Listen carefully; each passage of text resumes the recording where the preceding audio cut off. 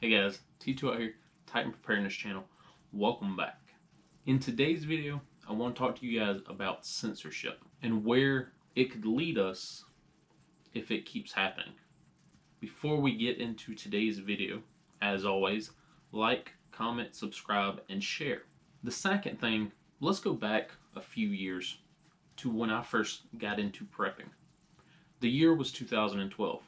Now, I'd always been into camping and being outdoors, but that was the first year that I took it from camping to the actual prepper approach. Back in 2012, you could come right here to YouTube and type in how to be a prepper, what do I need to be a prepper, all of these generic terms. You would find videos from the biggest prepping names to the smallest prepping names. Back then, it was easy to be a YouTube personality. Anyone who had a camera could make videos. And back then, it was so much easier to make money right here on YouTube. As long as you could post a video a week, even with your shaky cam footage from your rinky-dink cell phone, you were making money. And so, especially in the prepping world, the gun world, the outdoors world, you had all of these channels that nowadays don't even exist anymore. Back then, prepping was coming back to the mainstream.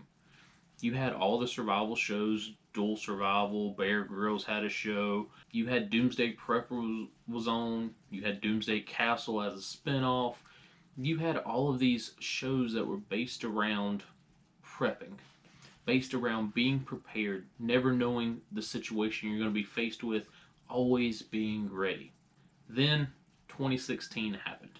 2016 was the beginning of the adpocalypse.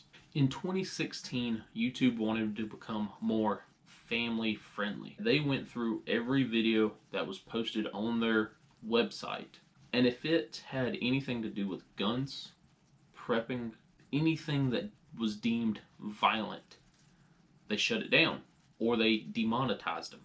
So a lot of these smaller channels who maybe were making a couple bucks got shut down very quick. Back then, it was a whole lot easier to make money and to make ad revenue if you were a small channel. And it gave you that morale boost to keep posting videos, to keep going forward, creating content.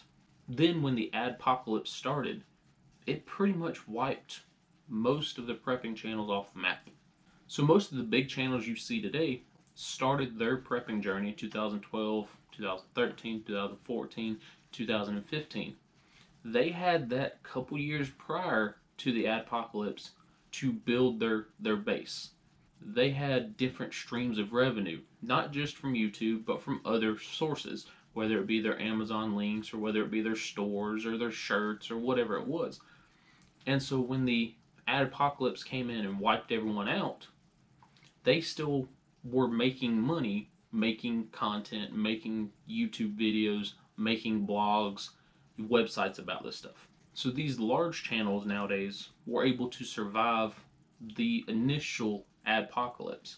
Most of the small channels, though, they didn't make it. It wasn't worth it to some of these small channels to go out here and make a video on anything because they're not making any money off of it. They couldn't afford to keep doing something that they're not making money on.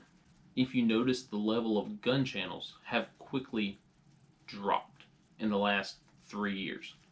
Now there's still one or two, but there's not nearly as many as there was 5 years ago. Same thing with prepping. Nowadays, other than a couple small channels that have popped up in the last 2 or 3 years, you don't get that small man input. Now, I enjoy watching the big name channels. I enjoy watching Urban Prepper and Provident Preppers and all of these channels that have came before me. But many of these channels have resorted away from the actual prepping portion and more into what knife can we sell today? What flashlight can we sell today?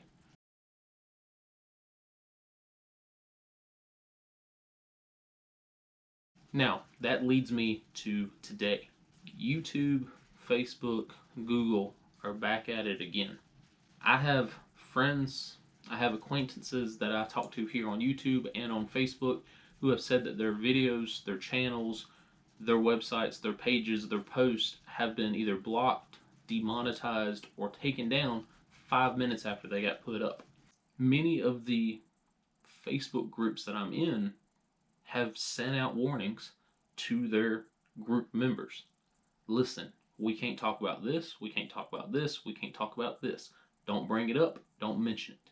If you send a question and it has a picture of a gun, should I buy this gun, or should I buy this ammo, or should I buy this tac vest, you will be kicked out of the group or you will be muted.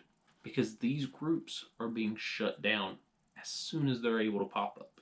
The fact that Facebook, Google, YouTube are shutting people down for posting up videos on how to garden, or what's coming during lockdowns, or what's the coolest gun to have, that means that the information that is out here right now could easily be erased, deleted, or altogether eliminated. So what I suggest for you guys is learn what you can now. From all of your favorite preppers, from all of your favorite YouTubers, from all of your favorite Facebook groups. Because here in another 2, 3, 4 years, we're probably not going to be around. Get information while you still can. People have been prepping, people have been growing gardens, people have been doing things for hundreds of years.